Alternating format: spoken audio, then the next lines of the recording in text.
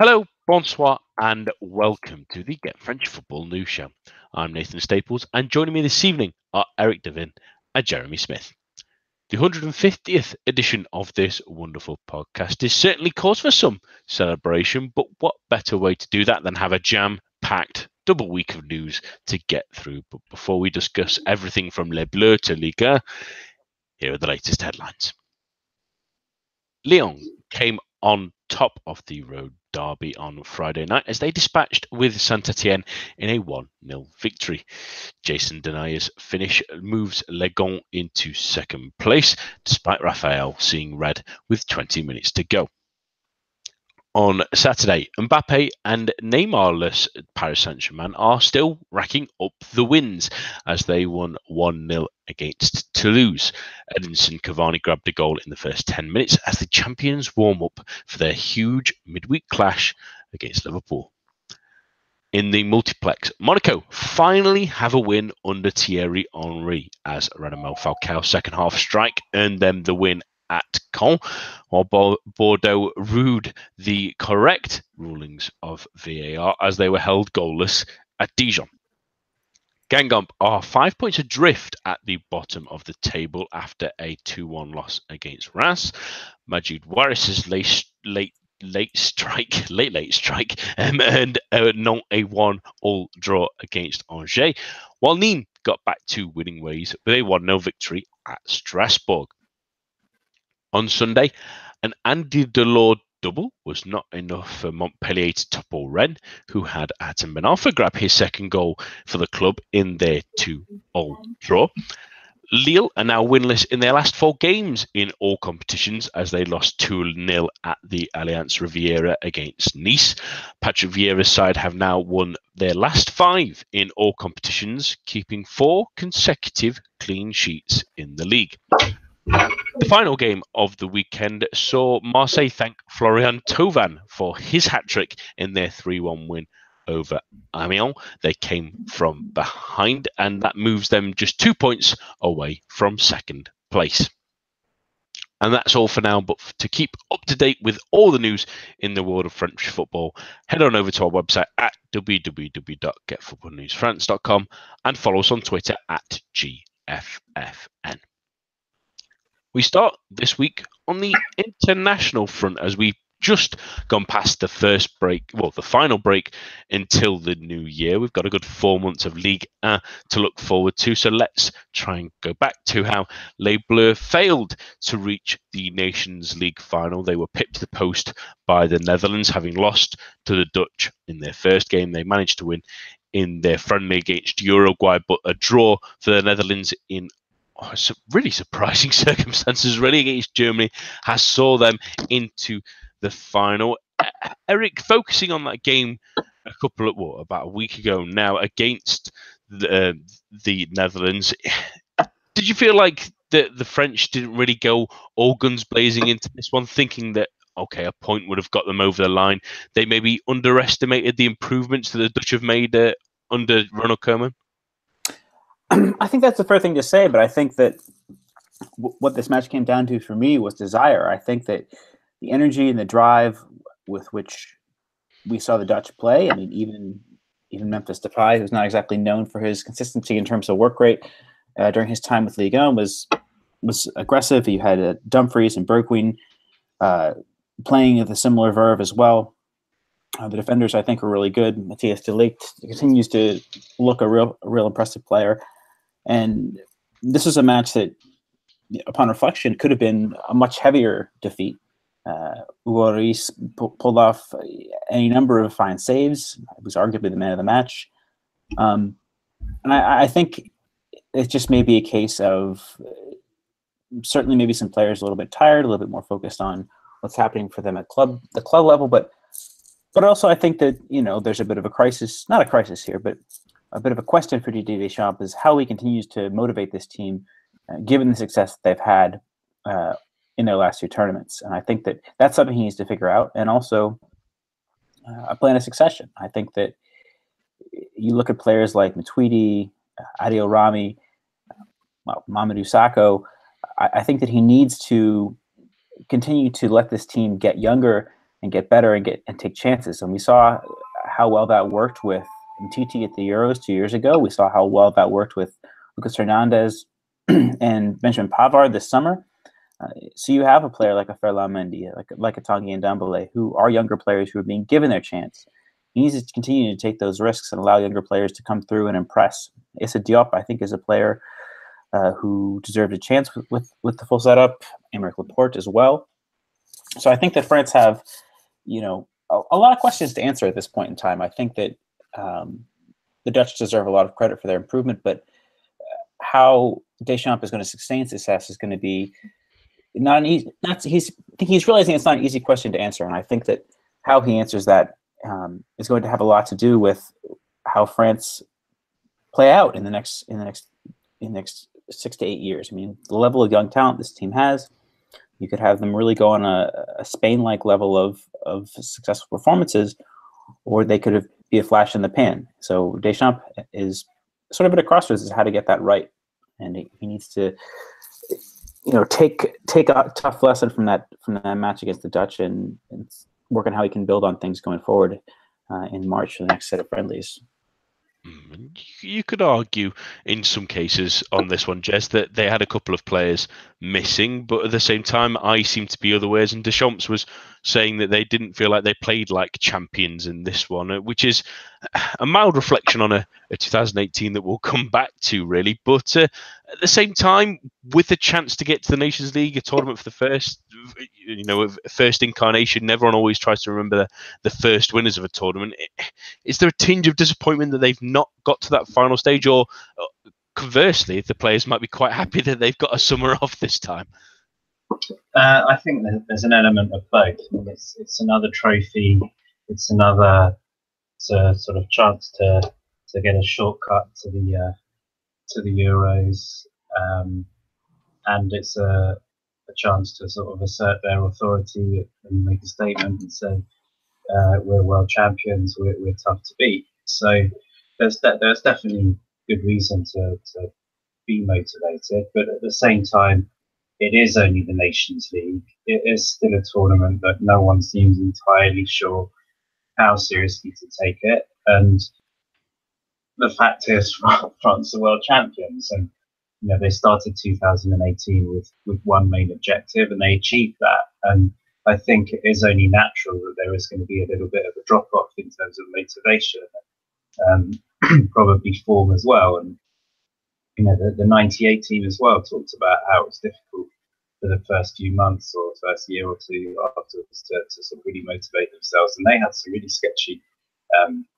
results, even in qualifying for Euro 2000 before going on to play so well at the tournament. So there is a precedent for it. It was a poor performance, and I don't think that the missing players are much of an excuse, because you look at the team that lined up. It was a decent, well-experienced team, and they should have done better. But I tend to agree with Eric that I think the big difference was that the Netherlands came into the tournament with a hell of a lot more to prove than France. And I mean, you could argue that look at how I was going to say how seriously England have taken the tournament. I think maybe it's one of those things that because they finished top, they decided that it's an important tournament. If they'd not got those late goals against Croatia and got relegated, I'm sure a lot of the press would have been like, "Oh, it's just the Nations League." So I think and at this stage of this new sort of tournament, I guess any country can sort of write their own narrative to suit their needs, except maybe for Germany. So yeah, disappointment that France haven't progressed further, but overall, when we look back on 2018, I think you'd have to say that it's been a successful year overall. Yeah, I think it's hard to argue with that. And in fairness to the teams that have qualified, some people may say it's of a second strength team, but I'm pretty sure anyone who gets to win this tournament will be pretty happy about it. I'm pretty certain that next year, when teams like Germany are in the second league, people will be thinking, right, we don't want to embarrass ourselves like they have. Take it as seriously enough to at least avoid that scenario. It's very difficult with 3-team leagues. There's no there's no room for any kind of error. You know, in a normal sized group, you can afford one or maybe even two bad performances. So, you know, France had their bad performance, and ultimately it cost them. And you know, it was with so few matches, it was always going to go. A lot of the groups are always going to come down to sort of head-to-head records as well. So again, it's not. You know, it doesn't necessarily mean that France had a terrible sort of Nation League tournament. It's just one of those things. Yeah, I quite like that though. I think it does keep it competitive as well, because if, like you say, you have one bad performance and it can knock your entire campaign of it. Really, I quite like that it's that sort of tenuous. It makes those competitive games even more important, which is exactly what it's invented for, really. But onto the friendly, really, at least anyway. I know it matters a little bit less, Eric, but we did see a couple of players make their debut, and you've mentioned them already. Really, it was great to see Ferland Mendy and Tanguy Ndombele play some more minutes for France, because they're players that we like to see more involved as we progress. They're both certainly going to be in and around the setup, and both of them have been good this season and impressed in the games as well. Yeah, absolutely. I think that Ndombele in particular has really come on leaps and bounds. I think he seemed to be really out of sorts at the beginning of the season. I think that there were rumors linking him to both Spurs and Roma, and he sort of seemed somewhat dissatisfied. And I think that the Derby aside, I don't think many Lyon players can take much credit from that match. I think he has really continued to adapt and grow and be an ever more dynamic player in midfield, just continuing on from where he left off last year. And I think that, you know, as a Lyon fan, it's frustrating to know that, acknowledge that he is destined for a bigger, better club. But I think that, you know, we have to really look at it as Blaise Matuidi turns 32 next year. How is that left side of midfield going to develop for France? And I think it has to include Tanguy Ndombele, whether it's a 4-3-3 or whether it's a 4-4-2. You know, perhaps he plays alongside Kanté. You know, they seem to have a very good chemistry, a very good rapport. I know that Paul Pogba will be sort of an albatross over how this shakes out, but if Ndombele can have the same sort of tactical flexibility that we saw from Matuidi over the summer, perhaps he's really putting himself forward there as the long-term solution in that role. That's frustrating, again, from the perspective of Corentin Tolisso having dealt with a serious injury, but I think that, you know, needs must, and that Ndombele has really accomplished things. Now, Mendy, on the other hand, I think was, you know, Ndombele played well, but that's not a surprise. But Mendy, I think, was really fantastic. I think that, you know, of any player to have surprised and to have impressed in recent months for France, I think it was absolutely him. I think that, you know, we're fully aware of his gifts going forward and his ability on the ball, but I think that he certainly took a page from the approach that Pavard and Hernandez had this summer, and also played a very solid match defensively, which I think is not something we necessarily associate with him. And I think really shows that he was ready and willing to approach that match with an eye towards continuing to give Deschamps something to think about going forward, which, you know, I know he's taking advantage of the absence of Hernandez and Benjamin Mendy, but really made a wonderful case for himself to be a part of that France setup going forward. Perhaps, you know, I think it's hard to think about dropping either Benjamin Mendy or Lucas Hernandez, I admit, but, you know, should one of them struggle for playing time, struggle with injury, I think Ferland Mendy is putting himself forward as a much better option than many would have thought.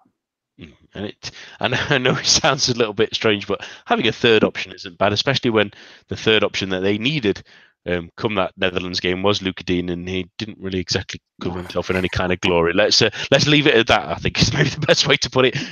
Jez, again, sort of let's reflect back on 2018 for Le Bleu, because we haven't got any games left, at least anyway. We will get some news on the European groups at least come.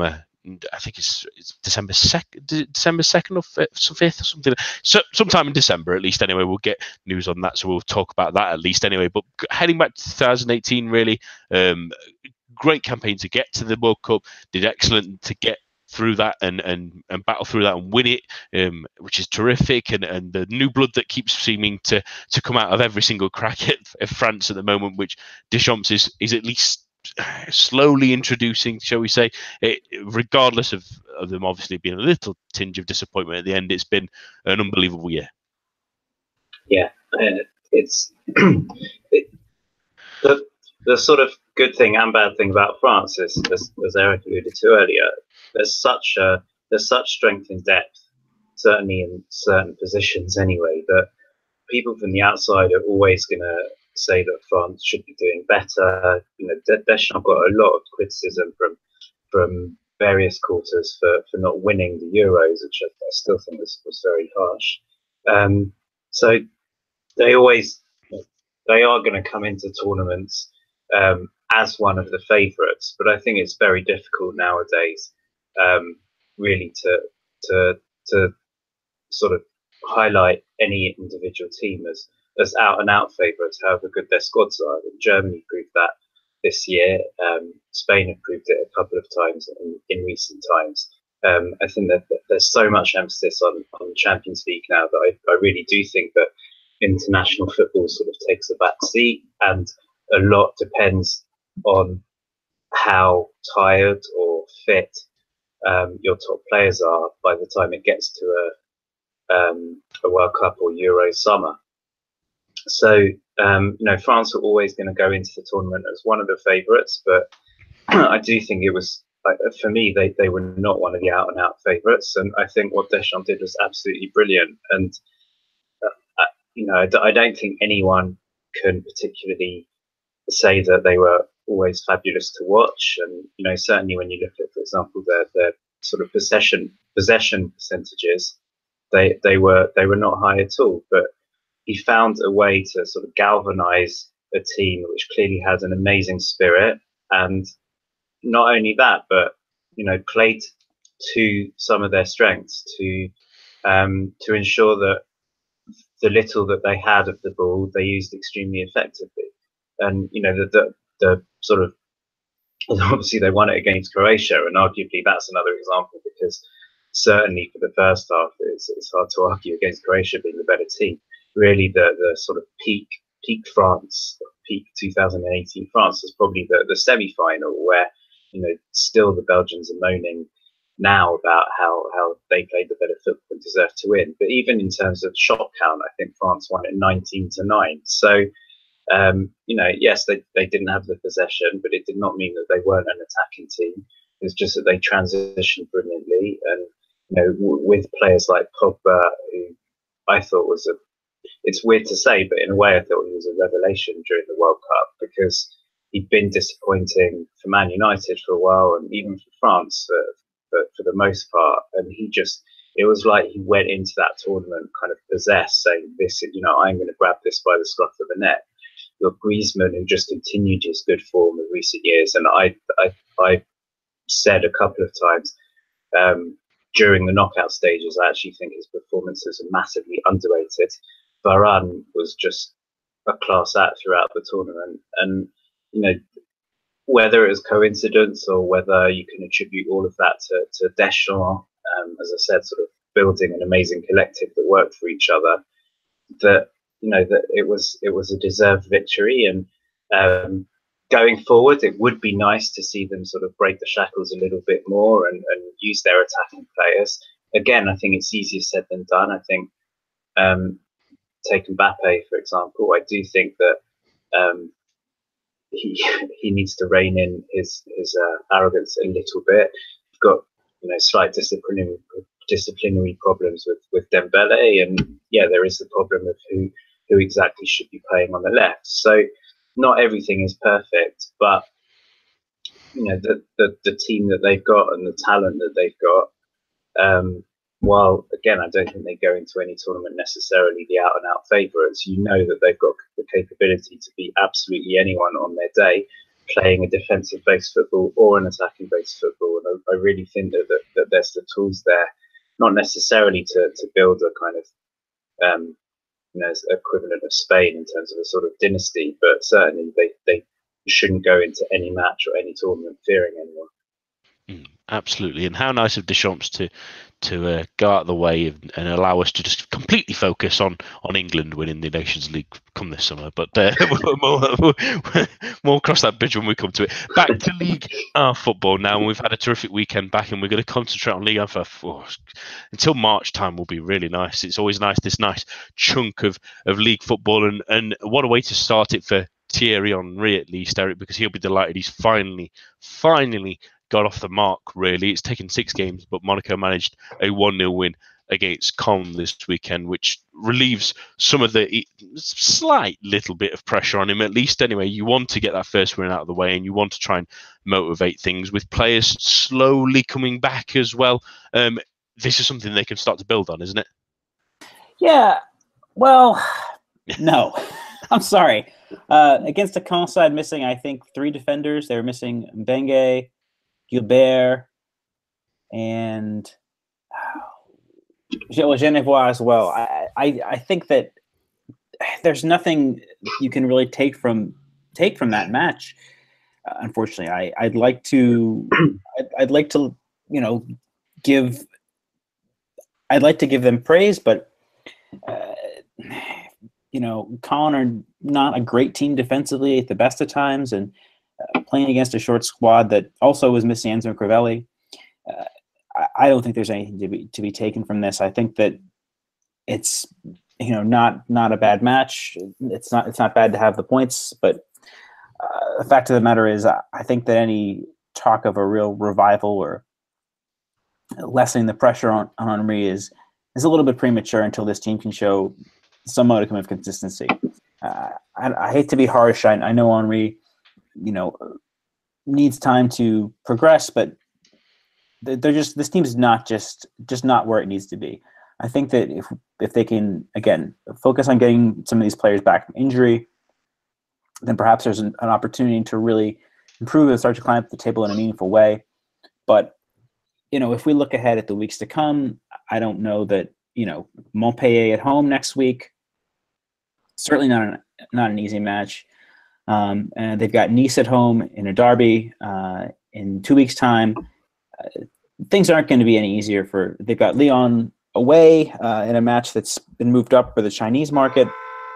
So it's not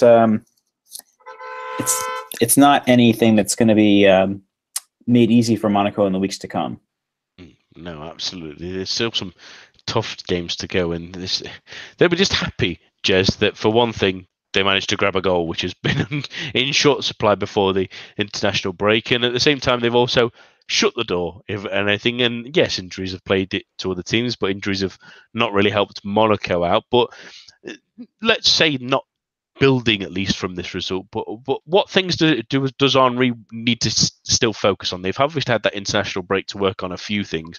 They need to work on both sides of the ball, but with the game ahead that's essentially a free hit against Madrid, they're not really going to be, other than maybe involving final groupings on that one, really they're not going to be too involved. But when they head into that one and then focus on the Montpellier things, what things do Monaco need to keep strengthening? Do they maybe need to work on another system that helps them shut up shop a little bit better than they have been in recent weeks, or do they need to maybe work on their attacking flair and be more dangerous going forward? What sort of fix did they need to be going on now? I think a lot of it is dependent on how many players they're getting back from injury, and where those players play. Because until now, I think it's been a case in some weeks for Henry of just like fitting people in where they can. I think it's true that a win at Caen isn't on paper very impressive, but if they'd lost that, then things would really have looked pretty terminal for them. So it is something for them to build on. And I think, yes, they scored a goal, a very nice goal, even though they didn't sort of show too much in open play. But I think probably of more satisfaction is the clean sheet, which is the first one since relatively early August as well. I think the 0-0 against Lille. And I think that definitely is something to work on. And I thought there was a very interesting quote from Henry and sort of a reflection of how they played, where until now the defenders have been sort of trying to play the ball and pass it out of defence. And sorry, in this match there was a lot more sort of just clearing it, pumping it into Rosette, that kind of thing. And yes, it was against a counter-attack. Yes, it was a counter-attack shorn of Crivelli, which some would say isn't necessarily a big loss anyway. But the fact that Caen didn't have a shot on target, I think, until injury time, does say a lot about how Monaco played, and it does give them something to work with. And after the match, Henri said, at where we are at the moment, style of play. But I think he said style of play is important, but it's for another day. The important thing now is to get the results. And I think maybe he is learning as well as a new manager, and I think it's encouraging for Monaco that he is able to say things like that, which aren't necessarily the kind of things you'd expect him to say. He's always been quite a stubborn character. I think it would have been less of a surprise to hear him say, "No, I'm sticking to my guns. We're going to play this way, or we'll go down this way, but we're not going to change the style." So I am impressed to hear him accept that. Sometimes the best thing to do is just to clear it into Rosette, and there's a time and a place, and it's encouraging for Monaco as well that the players are able to do that. And I thought just the team spirit that was shown, Falcao going around and sort of hugging everyone after the match, I think there are positive signs there. And it's weird to say that there aren't that many positive signs in terms of the actual football being played, but it's good to see that something there is sort of still alive and kicking. There is something flickering, and it wasn't an impressive victory. It wasn't an impressive victory against a good team, and there are much bigger challenges ahead in the very near future. But it's something to work on, and although it's not something you'd expect from Thierry Henry or how you'd expect him to manage it, I think that a meaner defence, a stronger, more organised defence is the thing that I think they need to really sort of build from. They have enough players up front who hopefully at some point or another can show a flash of brilliance, but as long as you're keeping clean sheets and keeping it tight at the back, then there's less onus on the sort of front third to keep producing. So I'd say, in answer to your question, that's the bit to sort of really focus on. Make sure that defence remains or keeps getting as mean as possible.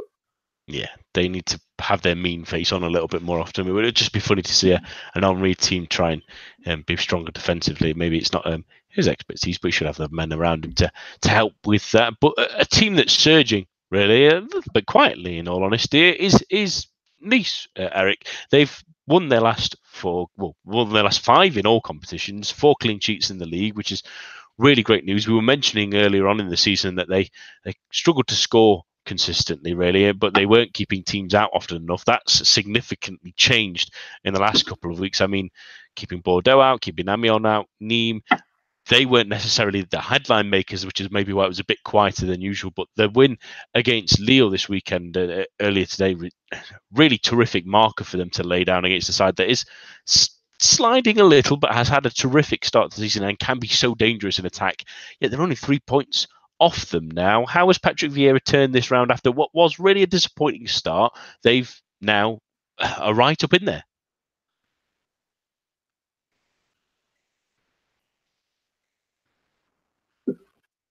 Shall I take it? Yeah, if you want to take it, Jez. Sorry, Eric. I think Eric's got his mic mute. Jez, they've really turned things around, haven't they? Yeah, I mean, if Henry is looking for any kind of inspiration, he doesn't need to look far either geographically or sort of ex-teammate wise, because Nice are on that sort of 5-match in all competitions, 4-match in the league unbeaten run, haven't conceded during those 4 matches, and they, to be fair, 2 or 3 of those matches they really did not play well at all, but they ground out the result. And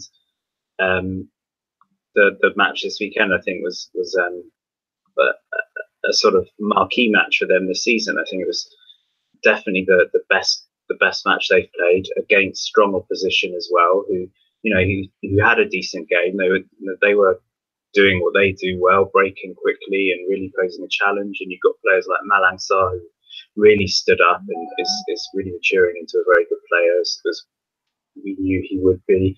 You've got Balotelli sort of setting up goals, which isn't always his strong point. And yeah, that they seem to be flying at the moment, and it just shows that again, it can take a while for a manager, especially a relatively inexperienced one, to sort of stamp his authority and his style on the team. But it can happen, and I think we always knew that Nice, maybe they're not quite the strength of squad that they've had in recent years, but there's a lot of raw talent there.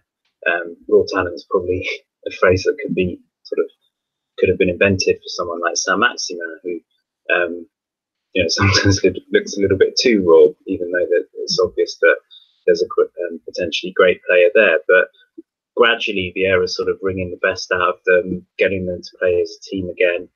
I think it's forgotten that they are one of those teams who sort of seem to have a relatively big shake-up most summers. So it is going to take a while as well for them all to bed in. But yeah, they're arguably the form team. If you discount PSG, obviously, the form team of Ligue 1 right now, and they're, I think, only 4 points off second place, only a couple off third all of a sudden. So, yeah, right back in there, and it's good to see that Vieira was ridiculously unfairly being questioned not that long into the season, but he's been given the time, and he really is moulding a talented squad together. Eric, I feel a little bit sorry for Nice, because I'm sure if Patrick Vieira sees me in public, he might give me an overhand chop after calling them boring about a month or two ago. But that's clearly changed it away, because they are doing something different. At least they've definitely got stingy. They've definitely almost molded themselves maybe in his image a little bit more. But what has changed for the club recently that's forced this change in attitude after being pretty dire really for the first 8 weeks of the season? Well, I think that I was one of the ones to criticize Vieira, and I'm happy to put my foot in my mouth on this one. I think that earlier in the season, he was chopping and changing tactically, personnel-wise. He was playing Johan Cardinal. I know he's a favorite of yours, Nathan, but I think that ship has sailed. I think that we can agree that Walter Benitez has been one of the finest keepers in Ligue 1 this season. I think that giving him the number 1 shirt has made a huge influence. He's definitely kept Nice as anemic as they've sometimes been in attack in matches with his ability to save. But that switch to a consistent back three and making that back three consistent. Christophe Jallet has played there in a handful of matches, 1 or 2 maybe, but Malang Sarr, Danch, and Christophe Arel. Danch is a bit older now, but playing alongside Arel and Sarr, makes him less of a liability. And allowing Youssef Attal to have more of an influence in attack. And this player has been a revelation for Lille this season, and his ability to influence attack, pace, ability to cross, ability to cut inside has really, really been impressive. And I think that Vieira has perhaps just needed a little more time than we had previously thought to get a grip on his players' abilities. I think that also dropping Danilo, who's really been a disappointment for me. I had higher hopes for him. And seeing with the midfield three of Cyprien, who seems to be getting back to his best post-injury. Pierre-Lise Malou is fit again, and Adrien Temez really seem to have good understanding amongst themselves. Temez is slightly more prosaic than the other two, but I think we know that the gifts that Cyprien and Lise Malou can have on their best day. So it's creating a level of consistency in terms of personnel, in terms of system, and in terms of understanding players. I think that Vieira probably just didn't have a level of familiarity with these players to bring the best out of them tactically, not only for not perhaps paying that much attention to the French league, but also for the fact that seeing them in practice, he's perhaps seen them in a diminished state, if you will, as Cyprien, for particular, for example, gets back to his best.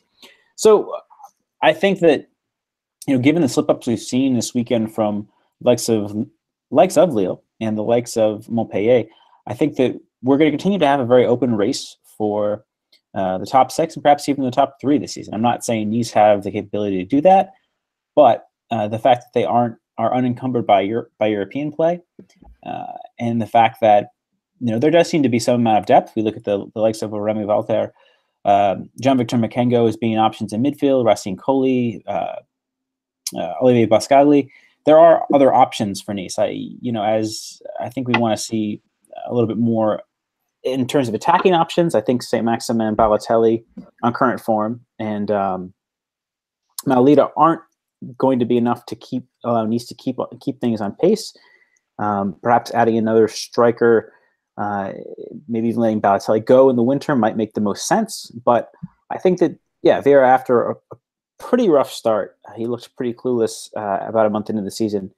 He's come to grips with how to get the best out of these players, and it's been, frankly, really impressive. The credit to Nice's scouting team, too. I think that, the likes of Tamez, Cyprien, Lise Moulou, Atal, these are players that are brought in at, Lise Moulou aside, relatively young ages, and are being allowed a chance to perhaps shine in the top flight, in the case of someone like Tamez or Cyprien, but also to be given a key role within the side. So there's been a very good level of scouting acumen on display at Nice, going back to the success of Lucien Favre as well.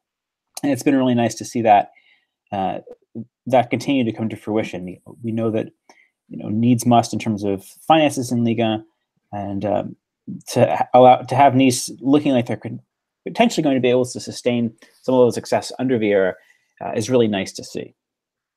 Absolutely, and I agree with you on your assessment of Tala. I've really enjoyed him the last couple of weeks. He grabbed that goal just before the international break as well, and almost grabbed a second in the same game. I do like an adventurous wing back, at least anyway. But great credit to Nice, who've come back quite a bit, and it's been a great weekend. Really, there's a couple of other games we could go through, but one we wanted to go through before looking ahead to the Champions League in midweek, and how could we miss it out, really, Eric? It's the Rhone derby that we saw on Friday night. It wasn't quite the classic that we've had in the last couple of years, and maybe not the ones with as much controversy, although there was plenty of little moments at least. But more importantly, Lyon grabbed the win through Jason Denaye's goal, but an awful tackle from Raphael as well that definitely deserves a red card. But again, this was another Lyon performance, you may say, that they again looked like they were.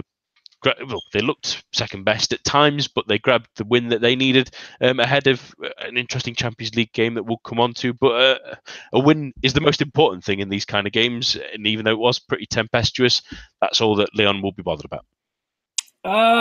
Boy, I don't know. I don't think. I think that's nice to think. Yeah, Lyon are in second, but frankly, did they deserve that placement in the table at this point in time? No, it's just that there's been no other team being as effectively consistent this season. Lyon have more attacking options than just about anybody else in the league, say perhaps PSG and Marseille, and they're the beneficiary of that. And that's what that's a product of. It's not the product of any invention, or brilliance on Bruno Genesio's part, and it's been frustrating to watch. I think that, for example, on Friday evening, he totally butchered the tactics. I think that we were talking earlier about Tanguy and Dombele. He and Aouar, I think, were both very poor. They seem to have little conception of how to relate to each other, playing as a two-man midfield and what was effectively a 3-4-1-2. And I think their ability to influence the match in an attacking sense was really stunted. They really thrive with space in front of them into which to run, but having Fekir there in front of them and Memphis also dropping a little bit deep at times really didn't allow Lyon to get space and to play wide and to make width of those fullbacks, wingbacks, as it were, Raphael and Mendy. And it was really frustrating to see. I think that Genesio, to his credit, did recognize the need for width and bring on Maxwell Cornet. We know he's a very pacey player. He's able to really stretch play, and I think he really turned the match, made Lyon get the best of the pitch, get the best of an expansive system and play well. But again, Saint-Etienne, some good saves from Lopez, I think also kept them in the match. There was a header from Diony, which he tipped over, and another one too. But I think that on the whole, it was a very frustrating match from a Lyon perspective because, Saint-Etienne aren't a juggernaut. They're not a team at the races, and it's simply not, I think, of the tactical standard that's required for a club with these aims. And it was really frustrating to see. I'm happy for the 3 points, but probably undeserved, as is their place in the table, given how many tactical issues Lyon seemed to be struggling with. And the other thing, too, is that Raphael is certainly facing a ban here after that tackle, more than just one match. Leo Dubois was absent, so that leaves a bit of a conundrum for Genesio going forward into how to balance what he's going to get out of his right backs. Yeah, that's. I think that's at least a 3-gamer. Really, that one. It was not a clever challenge at all. That was a. Can we call it the sort of frustration maybe out of the game, because it wasn't the best of games, really, unfortunately, despite the importance of it to both teams, at least anyway, in terms of rivalry, but maybe not the best of football, at least anyway. Jez, we'll switch our focus a little bit, staying with Lyon though, to the Champions League game coming up, because they play Manchester City in midweek, who've had a nice weekend themselves, at least anyway, and they know that they're now top of the group, and a win against Lyon, a little bit of revenge as well, will get them automatically qualified for the Champions League as top of the group. But at the same time, Lyon, after a couple of draws against Hoffenheim, where you felt like one win would sort of push them over the top, they've now, maybe depending on the other result, got to think about getting something, at least a little bit, from this game. They're still in a bit of a driving seat, but how do you approach this one if you're Genesio? Do you think that it's better to try and hold off against Manchester City, or is it worth them trying the same tactics they did last time of going at them and showing their own qualities? It's a tough balancing act when Manchester City on any given day could tear you apart regardless of which option you choose. Yeah, I think in this case they should go down fighting. As far as I know, if teams are level on points, then I think it goes down to the head-to-head rather than general goal difference. If that's the case, then they're sort of ahead of Hoffenheim, just on the away goals scored. So again, if that's the case, it sort of doesn't matter if they really crash and burn. So on the basis that I don't think that defence is their strong point, I think that they should go for it. I don't think they should show any fear. They have proved that they can beat Man City. The fact that they're playing at home should, in theory, help them a little bit more. There's certainly going to be a good crowd and hopefully a good atmosphere behind them. And the bottom line is that despite the result in the first match, I don't really think anyone is expecting Lyon to get anything from this. So I'd like them to at least try to show a little bit of panache, and if they get something out of it, fantastic. If not, then they have one more chance to qualify. But they really should be kicking themselves, because they threw away such good chances against Hoffenheim in both matches, particularly the second one. And it shouldn't, although I'd say they're probably just still favourites to get that second place. It shouldn't be coming down to this. This match should really have been a completely free pass, and it's not exactly that anymore. It would still help Lyon a hell of a lot to get something from this match. Whereas beforehand, you could they should be in a position where they could almost throw this match and still be favourites to get through. Yeah, it's a funny one, because Eric, you start doing the mental maths. Even if Lyon do lose, if Hoffenheim do end up winning, then it puts them in a difficult spot, because at the same time you can't guarantee that next week, with Manchester City already qualified as top group leaders in that scenario, that they won't necessarily play second string side that Hoffenheim may be able to beat and push out anything in terms of, because Lyon aren't guaranteed to beat Shakhtar, for example, because they only drew last time they played them as well. So you start throwing up all the different scenarios, and at the same time, if Hoffenheim only end up drawing again with Shakhtar, it puts them in a great position heading into that last week, regardless of the result in this one. Really, it's all reliant on here, there, and everywhere. But at the same time, a point would be massive, wouldn't it? Right. But can we really expect that? I think that Genesio seems wedded to the idea of playing the back three. I think that Kenny Tete makes the best sense as part of that three, even though Marçal did play pretty well. Is there really, another command performance from Leon to be had against City? I think that's certainly a tough ask.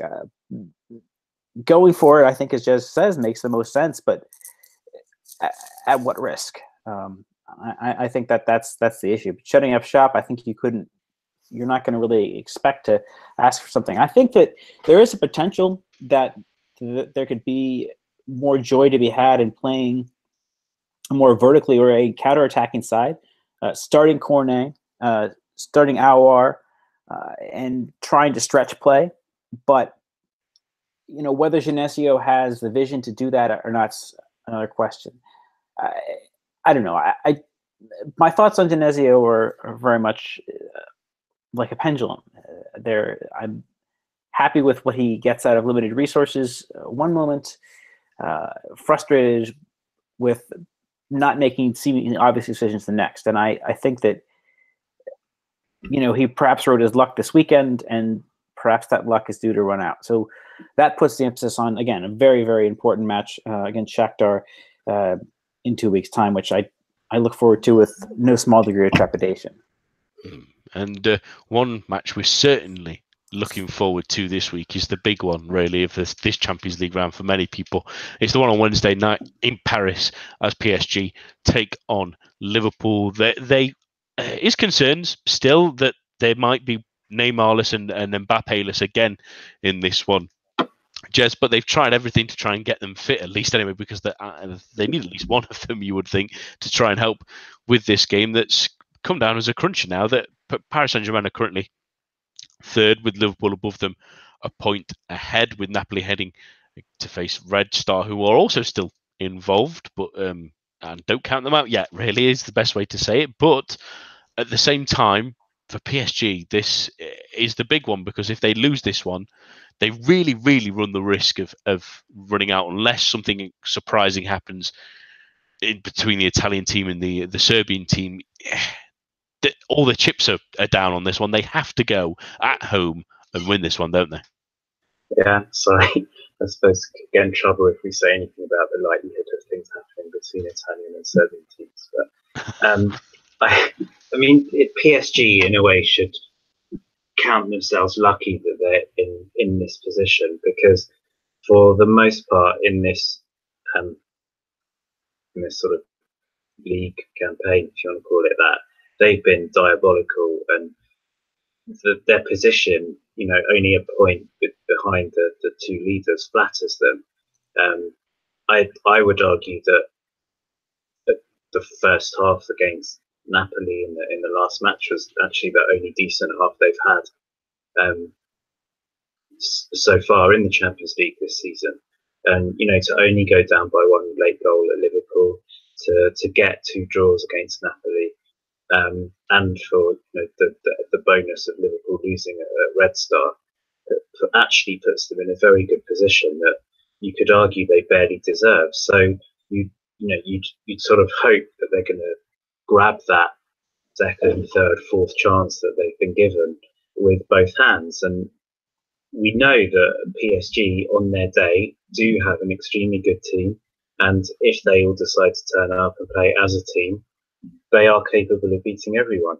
We also know even that in the midst of being outplayed, they have enough players on their team that can come up with a flash of brilliance to save them, like I guess Mbappe almost did against Liverpool, like Di Maria did against Napoli. So no, it's absolutely not sort of terminal for PSG, and at home against Liverpool, you should be making them favourites. But I think it all comes down to the usual things. How much will they suffer because they don't have a defensive midfielder, especially against Liverpool's front three? How much will they suffer because they still only really got second rate's a bit harsh, but certainly not a world-class left back? Um, that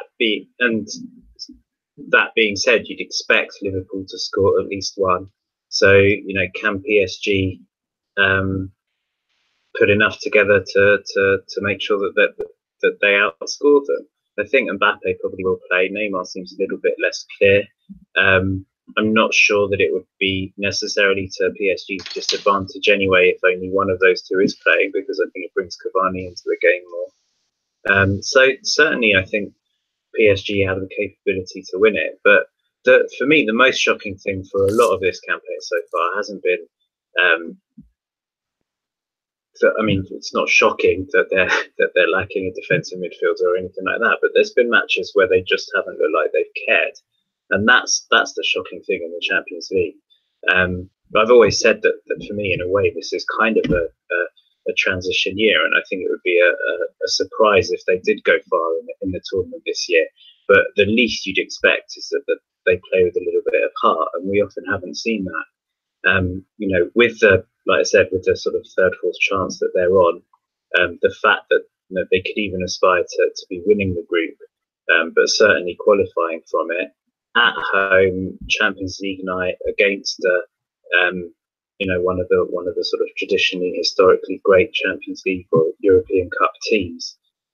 There's no reason why they shouldn't be going all out and really playing with heart and going for this win. But as usual with PSG, it could quite easily happen, and they could put on a brilliant performance. But it also would be surprised if they totally crashed and burned and looked like they couldn't care less. And I mean, as a neutral, I guess it's kind of exciting to see. As someone who's a big defender of Ligue, it really hurts sometimes to see the team that are running away with the league looking so poor on the continental stage. And the most frustrating thing about it is that it's not because they're not a good team and this proves that Ligue has a load of rubbish. It's because there's some massive mental flaws, I think, all the way through that organisation that still need to be sorted out.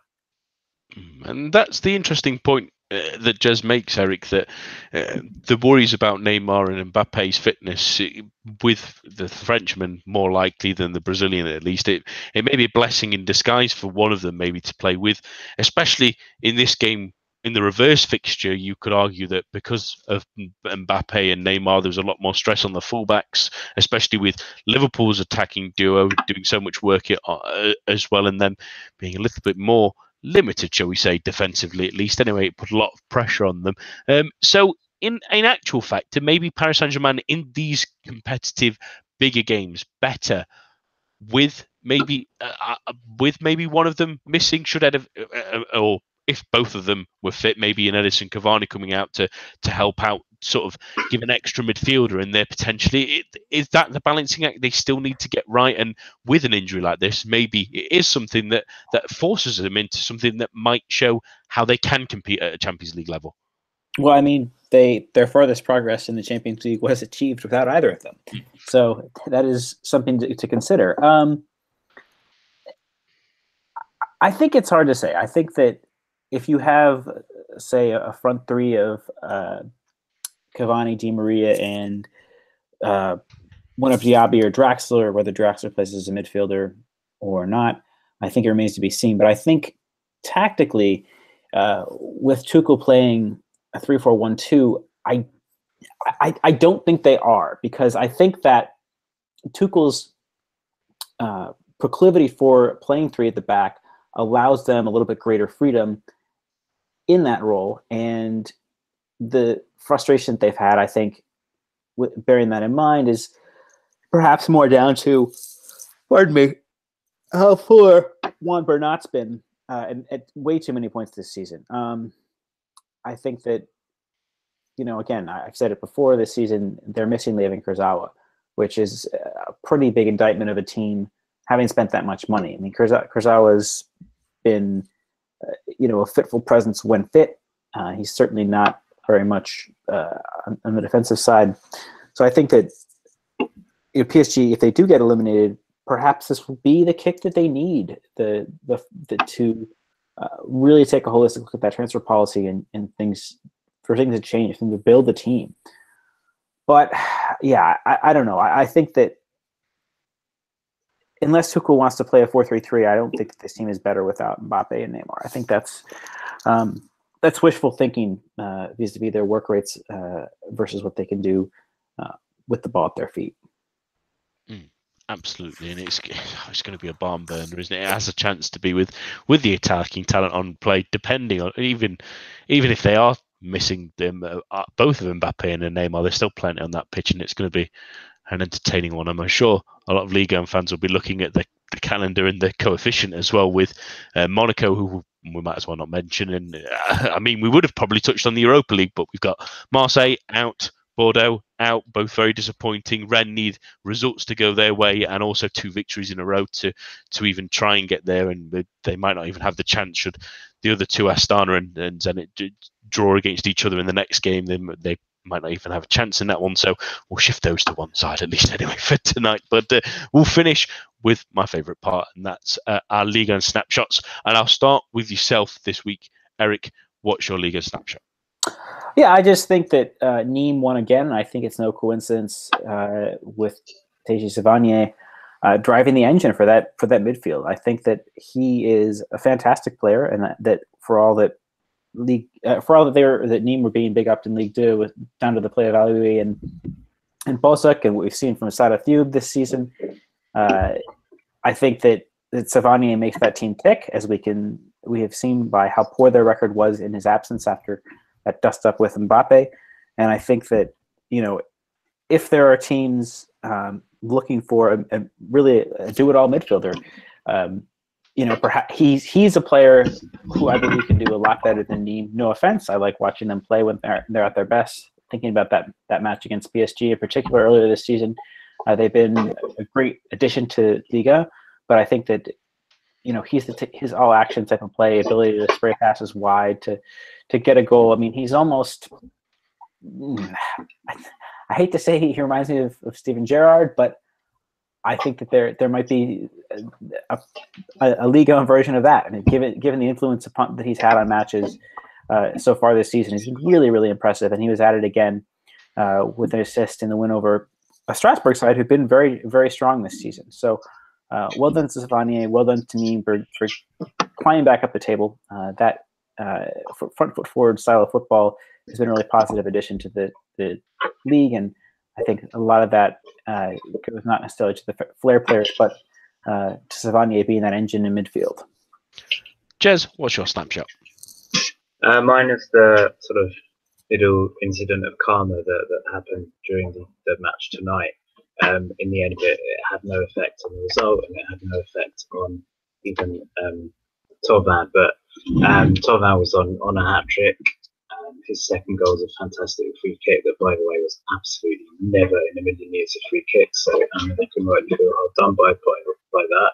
But then about a minute later, they won a penalty, and despite him being on a hat-trick, Payet insisted on taking it.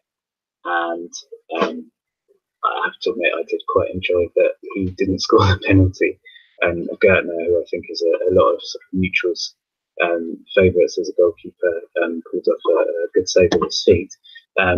It didn't affect the result. Marseille won anyway, and Thauvin got his hat trick later on in any case. But that did raise a smile for me. Yeah, at least it was poor, but at least it wasn't the Diego disobeying manager's orders when Steve McLaren was in charge of Wolfsburg. At least it's not quite that extreme of a defence, but it's nice to see some karma. I just wanted to highlight Reims, who we've mentioned a couple of times recently. They've been pretty stingy defensively, but 3 wins out of 4 in the league, despite a 2-0 defeat before the international break. They're in 8th at the moment, and yes, they beat Guingamp this week, but weeks before Monaco and Rennes, you would have said that at the start of the season, and they've been on a terrific run. That means they face Marseille next weekend, and that's not going to be the easiest of games. And given that they've got so many results early on, that's what you want to be doing as a newly promoted side. Get some distance away from the drop zone, and the fact they've already on 20 points gives them such a great springboard for the rest of the season, should they not sort of tank things at least anyway. But a great start to the season, great first third, almost half now of the season. We've not got too long left, about 5 games till the midway point, and if they can get a couple more results, I fancy them staying up with them, already having a 10-point gap between them and the automatic spot, at least anyway, that Monaco currently occupy. That's all that we have for this week. Can I just make a quick mention that you mentioned that we're sort of approaching the halfway point of the season? As of this weekend, PSG are already autumn champions and are already safe from relegation. So I think that's a relief there. Don't tell everyone that one, or they may never watch Ligue 1 again. But yes, that's the PSG spectacular year so far. But let's maybe ignore that they're already safe this season. That would have kicked in the Mbappe clause last season, at least anyway. But never mind. That's all that we have for this week. My thanks to Eric, Jez, and all of you listening at home. Do join us for the preview show. We'll be back again on Thursday. But for the main show, we'll be back at the same time, same place next week. A bientôt and goodbye.